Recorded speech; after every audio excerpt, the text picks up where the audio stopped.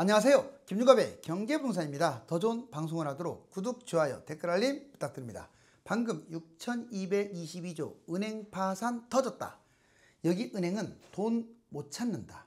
한국 총부채가 GDP의 2.5배인 6222조를 돌파하면서 금융권이 난리가 났습니다. 2025년 성장률이 0.9%에 머물면서 역성장을 한 상황인데 가계, 기업, 정부 부채가 역대 최대에 이르고 영끌, 피투, 자영업자 등의 다중 채무자가 423만을 넘기면서 제2의 IMF가 터지는 것 아니냐 하는 우려를 자아내고 있습니다. 민간 대출과 PF 대출, 연체율이 사상 최대치에 이르고 금융권과 지방은행 그리고 인터넷 은행은 물론이고 국책은행까지 부실이 확대된 상황입니다. 은행 파산으로 돈을 못 찾는 은행은 어딜까요? 부동산 상담은 010-2616-6276이며 부동산 매매와 입지를 전해드립니다. 지금 바로 전화 주십시오. 자, 방금 6222조 은행 파산 터졌다. 와우, 정말 엄청나네요. 여기 은행 돈 못 찾는다. 어디가 못 찾을까요? 여기 보세요. 6200. 와, 완전 번개치고 난리예요. 어마어마한 은행권의 파산. 자, 한국 국가 총부채 6200조. 이거 제가 여기 다 나와 있잖아요. GDP의 2.5배. 와우입니다. 자, 6222조. 한국 총부채 2023년 총부채 6000조를 돌파했어요. 정확하게 6222조. 이것도 넘어섰죠. 지금은 2분기 273.1%로 최대치 찍었어요. 가계 101.7, 약 2218조. 기업 123.9%, 2703조. 정부 부채 47.5, 1035조. 이게 뭡니까 이게? OECD 31개국 중에서 총부채 수준이 가장 높은 편이에요. 국력에 비해서도 빚이 너무 많아요. 부채 증가 속도도 빠르고 가계 기업은 이미 위기 수준입니다. 금융불안, 부동산 PF 대출 연체율이 최고치예요. 주요 국가부채 이탈리아 243, 독일 185, 뭐 다 미국, 호주, 스페인 다 200% 초반대인데 우리나라가 뭐예요? 250%를 넘어서고. 보시면 영끌, 비투, 자영업자들이 많아서 버티지를 못합니다. 항상 금융위기가 터지는 이유는요, 바로 이 사람들 때문에 그래요. 우리가 엄청난 댐도 조그마한 구멍이 새는 순간 그 큰 댐, 샨사댐 같은 것들이 그냥 무너지는 거예요. 처음부터 무너지는 게 아니에요. 그 열악한 부분. 자, 지금 열악한 부분이 어디냐? 영끌, 비투, 자영업자예요. 2030 비투 영끌, 주식, 부동산 투자 무분별하게 막 투자를 한 거예요. 변동금리 81%에 해당되는데 대부분이 계속 금리도 지금 낮지도 않아요. 영끌 주택 매입 지금 이번에도 아마 영끌 많이 했을 거예요. 묻지마 투자, 특히 추석 연휴 때 완전히 최꼭지까지 치고 올라갔죠. 자영업자 245.6만 명, 무려 831, 약 1000조 정도 자영업자들이 빚을 지고 있어요. 1인당 대출 3.4억, 대출 중단. 그렇게 지금 완전히 타격을 받고 있는 거죠. 코로나 장기 폐업. 지금 코로나 끝난 지가 언제입니까? 지금 경기가 더 안 좋아요. 그때보다. 다중채무자 423만, 사업 실패 비투 영끌, 금리 높은 이금융권이 많고요. 특히 이금융권 비은행이라고 하죠. 대출이 61.7%. 이러니 못 버티지. 이렇게 됨으로써 이금융권 붕괴되면 1금융권 붕괴되고 경제위기 터지고 국가 총부채 규모치 21년 1분기, 24년 3분기 5,129조? 6,222조. 와우, 진짜 이게 뭐예요? 6,222조. 지금 주요 국가의 가계부채 비율을 봤더니 한국이 세계 38개국 중 2위랍니다. 지금 캐나다와 우리나라보다 높은 나라가 캐나다. 그나마 91.7%로 줄었어요. 다행이에요. 최근에 대출을 많이 막 신경 쓰고 있잖아요. 그러면서 준 거예요. 대출 대재앙. 하지만 좀 늦은 것 같아요. 민간대출, 연체율, PF 대출, 가계부채, 가처분. 이게 가처분이라고 했어요. 가계부채는 105%인지 몰라도 가처분이 207%로 세계 2위예요. 기업대출 GDP 126% 세계 3위입니다. 아우 2위, 3위 끔찍하네요. 중소기업이 특히 심각한데 그래서 기업은행이 아주 국책은행이 지금 애를 먹고 있어요. 좀비 기업이 뭐냐? 한계 기업을 말하는데 우리나라 기업의 30% 이상 이자도 못 갚으면서 국민들의 혈세를 빨아먹는 피거머리 같은 존재가 좀비 기업이에요. 좀비 기업은 지금 당장 망하게 만들어야 돼요. 왜 좀비 기업을 국민의 혈세로 살립니까? 기업이 크다고 살려요? 자, 연체율 급등 7년 만에 최고치예요. 1, 2금융권 위기, 2금융권 저축은행 8%, 새마을금고 6.2 엄청 세죠. 지금 연체율이 더 올라가고 있어요. 5대은행, KBC나 하나, 5대은행은 끼케야 0.3인데 세상에 무슨 은행 연체율이 8포인트, 6포인트가 뭡니까 이게. 자, PF대출 134조 나더라고요. 대출 73%가 2금융권, 비은행권이에요. 와, 지금 PF대출을 일으키려고 2금융권, 비은행권 대출이 73%인데 얼마나 이자가 세겠어요. 브릿지론 같은 경우. PF 연체율 3배나 늘어났고요. 부동산도 위축되고 미분양이 급증하고 있는데 주로 지방에 쏠렸죠. PF 부실, 증권, 보험, 국책은행, 제2금융권 지금 다 끄집어내고 있네요. 자, 금융 전반의 총체적 난국. 여기에 보호받지 못하는 예금이 1454조예요. 날리는 돈이죠. 한마디로. 은행 망할 경우 날리는 돈이 1454조. 그나마 지금 좀 줄었어요. 왜? 1인당 지금 은행에서 보호받는 금액이 이제 5천만 원에서 1억으로 늘어났잖아요. 그러면 날리는 돈이 이제 많이 줄었어요. 자, 금융권 예금 규모의 2,924조 원에 약 49.7. 그러니까 은행 예적금의 반절이 보호받지 못한다 이 말이에요. 여러분들 아무데나 막 저축하면 안 돼요. 미보호 예금 급증.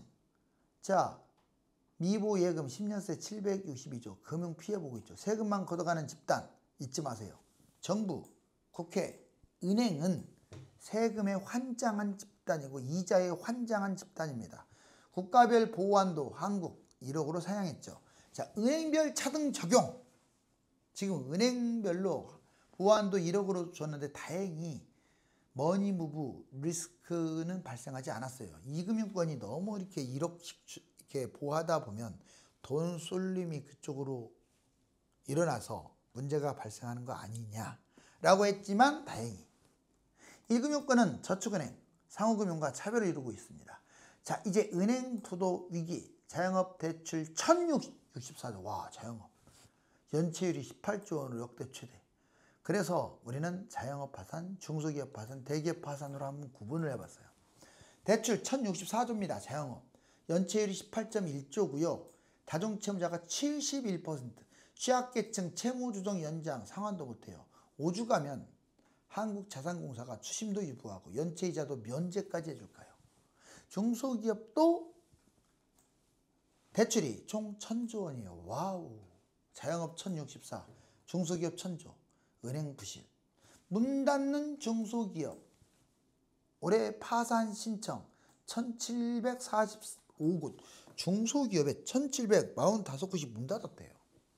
중소기업 부실률이 3.78에서 4.18로 역사상 최대치예요. 이러니까 25년 경제 성장률이 0.9에서 머물죠. 정말 치욕적입니다. 누구 잘못을 떠나서 올려야 돼요. 대기업 파산, 대기업 대출 약 500조, 한계기업 급증, D등급 회생 130개, C등급 워크아웃 100개, 대기업 52곳 영업이익으로 이자도 못 내고 있어요. 어떡할까요? 이자도 못 내요. 52곳. 이런 곳을 이자도 못 내는 곳을 왜 끌고 가나요? 그냥 망하게 내버려 두세요. 원금 손실 3가지. 중소기업에 풀리는 은행돈이 무려 아까 말했지만 1,000조입니다. 파산도 역대 최다. 자, 이렇게 되면 원금 우리가 손실 보는 경우는 3가지예요. 은행이 부도날 경우, 중도 해지할 경우, 은행 상품, 즉 원금 손실 상품이 있어요. 연세 드신 분들한테는 제대로 꼼꼼하게 설명 안 하는데 원금 손실이라는 말은 안 하고 이자가 세다고 말을 합니다. 꼼꼼하게 꼭 점검해야 돼요. 괜히 ELS라든가 원금 보장도 안 되는 거, ELB 이딴 것들 투자했다가는 큰일 나요. 이금융권 파산 합병.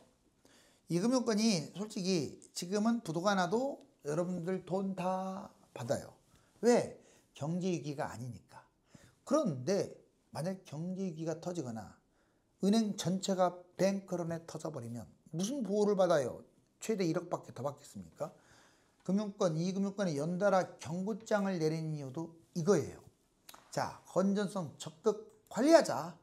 새마을금고, 상호금융, 저축은행 잊지 마세요. 이 세 개 곳에는 웬만하면 1억 이상은 하지 마세요. 1억 이상을 하더라도 법인이 다른, 예를 들어서 우리가 뭐 새마을금고나 농협이나 이렇게 그 근처에 법인이 다른 곳에 그냥 9천만 원, 9천만 원, 9천만 원, 9천만 원, 9천만 원, 좀 바쁘더라도 이렇게 9천만 원 이렇게 하세요. 왜 한쪽에다 10억을 넣냐고요? 왜 1억 말고 9천만 원이냐? 원리금 보장이니까 이자도 챙겨야 할 거 아니에요.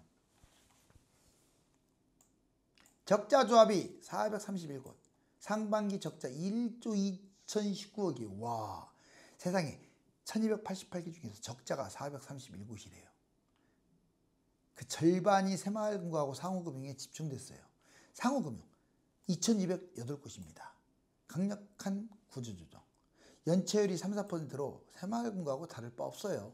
적자 조합 745곳, 2208곳 중에서 745곳.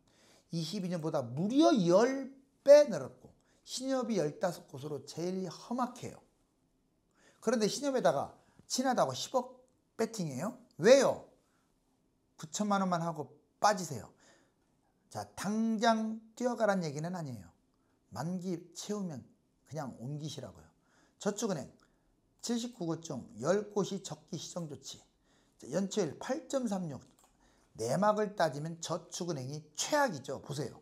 적자 조합이 79개 중에서 40곳이면 말 다 했죠. 반절이 넘네요. 오히려 새마을금고, 상호금융보다도 더 못하네요. 자본 확충이 부족한 곳은 4, 6곳인데 퇴출 및 파산 합병을 겪습니다. 자, 이제 예금 지급정지라고 있어요. 여기 은행은 돈을 못 찾죠? 예금 지급정지를 꽉 당해버리면 은행의 위기, 예금 지급정지 사태 발발. 자, 예금 지급정지는 고객이 맡긴 돈을 못 돌려주는 경우, 은행이 과도한 대출 상환 휘수를 못할 경우, 경제위기 등으로 지점 파산, 회복이 불가능할 경우. 그럼 가능한 것은 은행이 파산 후에 합병할 경우 100% 보호 가능합니다. 예금 보호 한도 1억 상향, 이금융권 1억 이내 예치, 법인이 다른 이금융권 이거를 5천만 원 1억 이하로 분산하세요. 해결 방법. 가장 안전한 건 우체국이에요. 얼마를 집어넣든 100% 보장. 그 다음에 두 번째 안전한 게 국책은행이에요. 뭐 솔직히 은행은 부실하지만 나라의 은행이니까 기업은행, 산업은행, 수출입은행. 세 번째 안전한 게 5대 은행이에요. 국민, 신한, 하나, 우리 농협 순으로. 그 다음에 나머지는 좀 지방은행이라든가 인터넷은행이라든가 뭐 이금융권은 껄쩍지근하죠. 아니 지금 현재 하고 있는 분들은 상관없어요. 이제 돈을 많이 넣을 때는 1억이 넘어가면 이자를 우선시하지 마시고 안정성을 우선시하세요. 자, 여기 1억이 넘는 금액은 안전한 은행에 만기 때 갈아타자. 경제위기 아니면 이금융권도 만기까지 보유하는 것은 오케이. 당장 빼면 이자 손해보잖아요. 자, 한국 국가은행 위기. 우리나라는 특히 이 국책은행이 문제예요. 기업은행 부실채권이 4대 은행 합친 것보다 많대요. 아니 1금융권 4대 은행이 이 기업은행 하나씩 따져도 더 훨씬 크잖아요. 근데 어떻게 국책은행이 너무 많이 방만하게 이끄는 바람에 중소기업한테 너무나 많은 돈을 빌려주는 바람에 기업은행, 태형건설의 PF대출 997억 3위권, 부실채권, 이자 5조, 고정이하 여신 1.0, 연체 0.64%.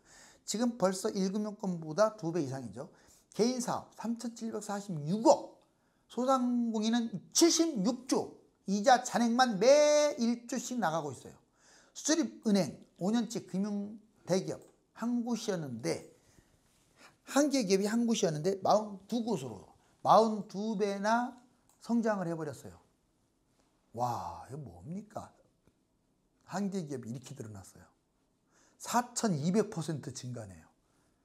한 개 기업은 아까 폭망하는 기업들인데, 이자도 못 내는 좀비 기업인데, 뭡니까? 수출입은행 무슨 백 믿고 한 개 기업한테 돈 빌려줬어요. 그러다가 망하면 국민들한테 삥 뜯으려고요? 외환 자산 88조, 전체 위험자산의 65%가 악화되고 있습니다. 수출입은행도 지금 좋은 얘기 없잖아요. 산업은행 고정이하 여신 381억, 무려 619% 급증. 진짜로 방만하게 운영했죠, 국가은행을.